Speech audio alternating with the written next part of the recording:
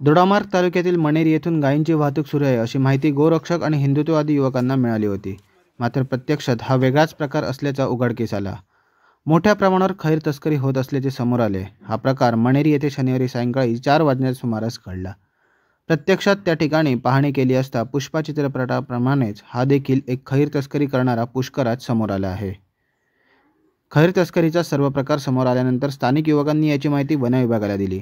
यानंतर वन विभाग घटनास्थळी येत पाहणी करत खैराची लाकडे जप्त केली व संबंधित तळवडे येथील संदेश नाईक यासह त्याच्या साथीदारांना वन विभागाने ताब्यात घेतले. घटनास्थळाची पाहणी केली असता ही खैर तस्करी अनेक महिन्यांपासून सुरू असल्याचे दिसून आले. एवढी मोठी खैर वाहतूक होऊन सुद्धा वन विभाग गांधारींच्या भूमिकेत असल्याचे यावरून दिसून आले. काही महिन्यांपूर्वी खैर वाहतूक प्रकरणात पकडण्यात आलेल्या टेम्पोतून अवैध गोवाहतूक देखील झाली होती.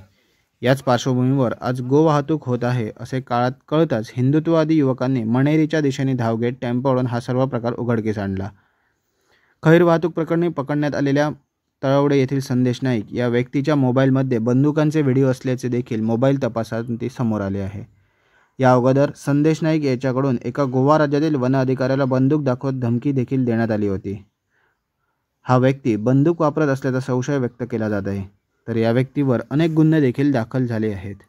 त्यामुळे संदेश नाईक याची सखोल चौकशी व्हावी व कठोर कारवाई करावी अशी मागणी देखील उपस्थित नागरिकांकडून करण्यात येत आहे. प्रतीक राणे, कोकण लाईव्ह ब्रेकिंग, दोडामार्ग.